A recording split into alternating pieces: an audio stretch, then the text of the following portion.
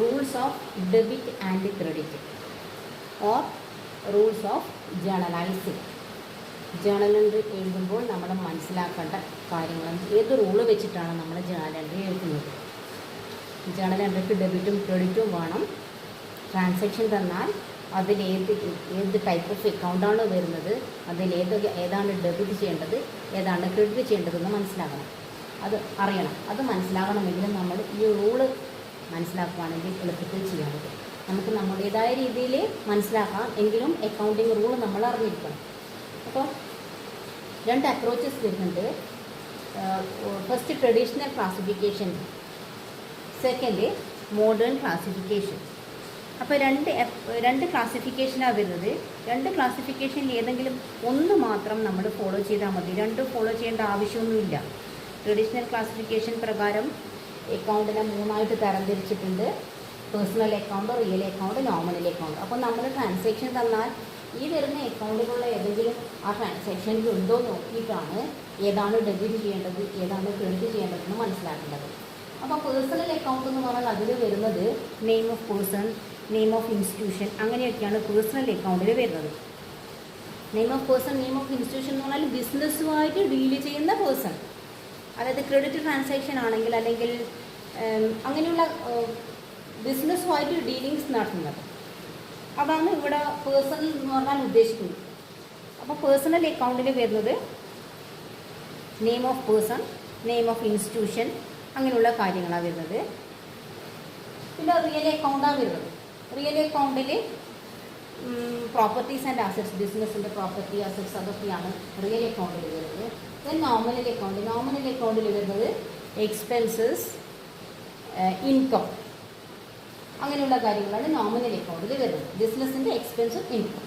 അപ്പോൾ നമുക്ക് തന്ന ട്രാൻസാക്ഷനിൽ ഈ പറഞ്ഞ ഐറ്റങ്ങൾ ഈ പറഞ്ഞതിൽ ഏതൊക്കെയാണ് ഉള്ളത്, അത് ഇതിൽ ഏതിലാണ് പെടുന്നത്, അത് വെച്ചിട്ട് നമ്മൾ ഡെബിറ്റ് ചെയ്യണോ ക്രെഡിറ്റ് ചെയ്യണോ എന്ന് മനസ്സിലാക്കണം. അപ്പോൾ ഫസ്റ്റ് പേഴ്സണൽ അക്കൗണ്ടിൽ വരുന്നത്, പേഴ്സണൽ അക്കൗണ്ടിൻ്റെ റൂൾ എന്താണെന്ന് പറഞ്ഞാൽ debit the receiver and credit the giver. നമ്മൾ ജേണൽ എൻട്രി എഴുതുമ്പം ഡെബിറ്റ് ചെയ്യേണ്ടത് റിസീവറുടെ പേരാണ്. റിസീവർ എന്ന് പറഞ്ഞാൽ ആർക്കാണോ കിട്ടുന്നത്. ഇപ്പം ബിസിനസ്സുമായിട്ട് ഡീൽ ചെയ്യുന്ന വ്യക്തി എന്ന് പറഞ്ഞാൽ ഒന്നുകിൽ സാധനം കടത്തിന് വിൽക്കുന്നതാകാം, അല്ലെങ്കിൽ കടത്തിന് വാങ്ങുന്നതാകാം, അല്ലെങ്കിൽ അങ്ങനെയുള്ള ട്രാൻസാക്ഷൻ ആയിരിക്കും അവിടെ നടക്കുന്നുണ്ടാവുക. അപ്പോൾ അങ്ങനെയാവുമ്പം ബിസിനസ്സിന് ആരെടുത്താണോ ആ ട്രാൻസാക്ഷൻ പ്രകാരം കിട്ടുന്ന വ്യക്തി ആരാണോ അവരുടെ പേരാണ് ഡെബിറ്റ് ചെയ്യേണ്ടത്. അതേസമയം കൊടുക്കുന്ന വ്യക്തി ആരാണോ ആ വ്യക്തിയുടെ പേരാണ് ക്രെഡിറ്റ് ചെയ്യേണ്ടത്. ചിലപ്പം ഒരു ട്രാൻസാക്ഷനിൽ കൊടുക്കുന്ന വ്യക്തിയും കിട്ടുന്ന വ്യക്തിയും രണ്ട് വ്യക്തി ഉണ്ടായിരിക്കണം എന്നില്ല. അങ്ങനെയുള്ള കേസിൽ അതിൽ സ്വീകരിക്കുന്ന വ്യക്തിയുടെ പേരുണ്ടെങ്കിൽ അവർ ഡെബിറ്റ് ചെയ്യുക. അപ്പം ഒരു ട്രാൻസാക്ഷനിൽ രണ്ട് അക്കൗണ്ട് ഉണ്ടായിരിക്കുമല്ലോ. മറ്റുള്ള അക്കൗണ്ടും പേഴ്സണൽ അക്കൗണ്ട് തന്നെ ആയിരിക്കണം എന്നില്ല. ചിലപ്പോൾ റിയലാകാം, ചിലപ്പോൾ നോമിനലാകാം, ഏതുമാകാം. അപ്പോൾ അങ്ങനെ വരുമ്പോൾ നമ്മൾ നോക്കുക അത് ഏത് അക്കൗണ്ടാണ് ആ ട്രാൻസാക്ഷനിൽ വരുന്നത്. രണ്ടെണ്ണം വരും. അപ്പോൾ ഒന്ന് പേഴ്സണൽ ആണെങ്കിൽ പേഴ്സണലിൻ്റെ rule debit the receiver and credit the giver. Next real account ആണ്. Real account properties and assets പറഞ്ഞു. അപ്പോൾ റിയൽ അക്കൗണ്ട് പ്രകാരം what comes in the business അതാണ് ഡെബിറ്റ് ചെയ്യേണ്ടത്. ബിസിനസ്സിലേക്ക് എന്താണോ വരുന്നത് അത് ഡെബിറ്റ് ചെയ്യാം. വാട്ട് ഗോസ് ഔട്ട് അത് ക്രെഡിറ്റ് ചെയ്യാം. അപ്പോൾ ബിസിനസ്സിന് പുറത്ത് പോകുന്നത് ക്രെഡിറ്റ് ചെയ്യാം. അപ്പം ഇപ്പം ഒരു അസറ്റ് വാങ്ങുവാണെങ്കിൽ, അസറ്റ് ഒരു എക്സാമ്പിൾ ഞാൻ പറയുകയാണെങ്കിൽ ഒരു കമ്പ്യൂട്ടർ വാങ്ങുക, അല്ലെങ്കിൽ മെഷീനറി വാങ്ങാം.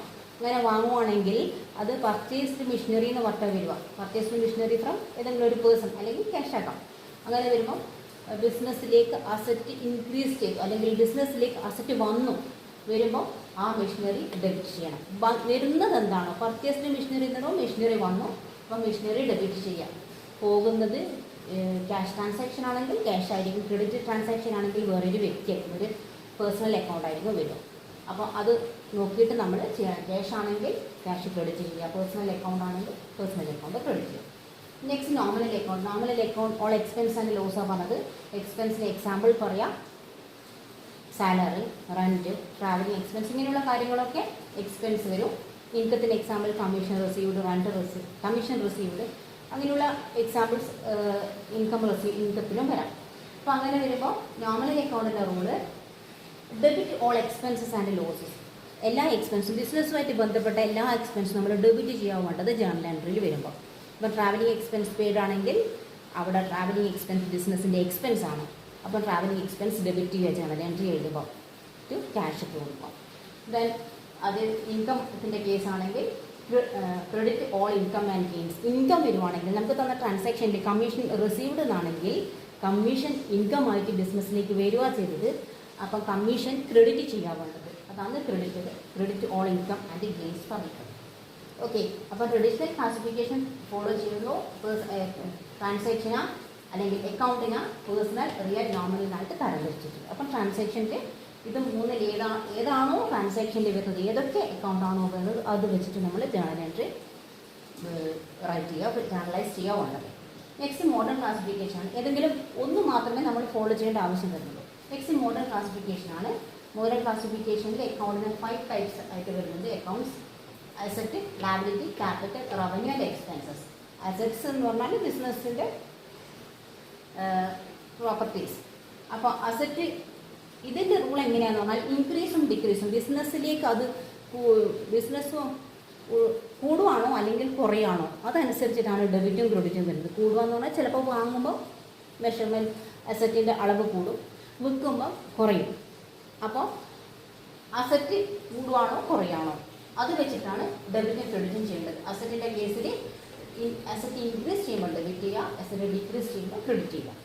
ഇനി ലാബിലിറ്റി ആണെങ്കിൽ, ലാബിലിറ്റി എന്ന് പറഞ്ഞാൽ ബാധ്യത കൊടുക്കാനുള്ളത്, നമ്മൾ മറ്റുള്ളവർക്ക് കൊടുക്കാനുണ്ടാവും, മറ്റുള്ള സ്ഥാപനങ്ങൾക്ക് കൊടുക്കാനുണ്ടാവും.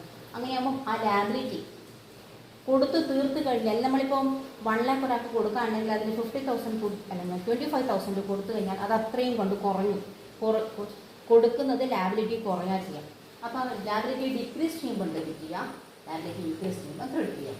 ദെൻ ക്യാപിറ്റൽ കൊണ്ടുവരുന്നത് ഓണർ അല്ലെങ്കിൽ പ്രോപ്പറേറ്റർ അങ്ങനെയായിരിക്കും, അപ്പോൾ അല്ലെങ്കിൽ പാർട്ട്നേഴ്സ് അങ്ങനെയായിരിക്കും. അപ്പോൾ ക്യാപിറ്റൽ ഡിക്രീസ് ചെയ്യുമ്പോഴാണ് ഡെബിറ്റ് ഉണ്ട്. ക്യാപിറ്റൽ ഡിക്രീസ് ചെയ്യാന്ന് പറയുമ്പോൾ ചിലപ്പം പേഴ്സണൽ പർപ്പസിന് വേണ്ടി ഉപയോഗിക്കുന്ന ഡ്രോയിങ്സ് ആകാം, അങ്ങനെയൊക്കെ ആകാം. അപ്പോൾ ക്യാപിറ്റൽ ഡിക്രീസ് ചെയ്യുമ്പോൾ ഡെബിറ്റ് ചെയ്യുക, ക്യാപിറ്റൽ ഇൻക്രീസ് ചെയ്യുക, വീണ്ടും ക്യാപിറ്റൽ കൊണ്ടുവരിക, അതാണ് ഇൻക്രീസ് ചെയ്യുക, അങ്ങനെയാണെങ്കിൽ ക്രെഡിറ്റ് ചെയ്യുക. ദെൻ റവന്യൂ എന്ന് പറഞ്ഞാൽ ഇൻകമാണ്. ഇൻകം ഡിക്രീസ് ചെയ്യുമ്പോൾ ഡെബിറ്റ് ചെയ്യാം. ഇൻകം ഡിക്രീസ് ചെയ്യുമ്പോഴാണ് ഡെബിറ്റ് ചെയ്യേണ്ടത്. ഇൻകം ഇൻക്രീസ് ചെയ്യുമ്പോൾ ക്രെഡിറ്റ് ചെയ്യുക. ഇൻകം ഇൻക്രീസ് ചെയ്യാന്ന് പറയുമ്പോൾ ഇൻകം വരുമ്പോൾ അത് ക്രെഡിറ്റ് ചെയ്യുക. പിന്നെ എക്സ്പെൻസിൻ്റെ കേസിൽ എക്സ്പെൻസ് ഇൻക്രീസ് ചെയ്യുമ്പോൾ ഡെബിറ്റ് ചെയ്യാന്ന് പറയുമ്പോൾ വീണ്ടും ചിലവഴിക്കുക. അപ്പോൾ എക്സ്പെൻസ് ഡെബിറ്റ് ചെയ്യുക. ഡിക്രീസ് ചെയ്യാന്ന് പറയുമ്പോൾ എക്സ്പെൻസ് കുറയുക. അപ്പോൾ അങ്ങനെ വരുമ്പോൾ എക്സ്പെൻസ് ക്രെഡിറ്റ് ചെയ്യുക. ഇതാണ് മോഡേൺ ക്ലാസിഫിക്കേഷൻ പ്രകാരം വരുന്നത്. അപ്പോൾ അക്കൗണ്ട്സിനെ 5 ആയിട്ട് തിരിച്ചിട്ട് ഈ അക്കൗണ്ടിൻ്റെ ബേസിൽ ഇൻക്രീസ് ചെയ്യാണോ ഡിക്രീസ് ചെയ്യാണോ നോക്കിയിട്ട് നമ്മൾ ജേണൽ എൻട്രി ഡെബിറ്റും ക്രെഡിറ്റും ചെയ്യണം. നമ്മൾ ഈ റൂൾ എന്തായാലും മനസ്സിലാക്കിയിരിക്കണം. ജേണൽ എൻട്രി നമുക്ക് ഇഷ്ടത്തിനനുസരിച്ചിട്ട് ഏത് അപ്രോച്ച് വെച്ചിട്ട് നമുക്ക് എഴുതാൻ പറ്റും. പക്ഷേ എങ്കിലും ആ റൂൾ നമുക്ക് മനസ്സിലാവുന്ന രീതിയിൽ ജേണൽ എൻട്രി എഴുതാമെങ്കിലും ആ റൂൾ നമ്മൾ മനസ്സിലാക്കിയിരിക്കണം. ഓക്കെ.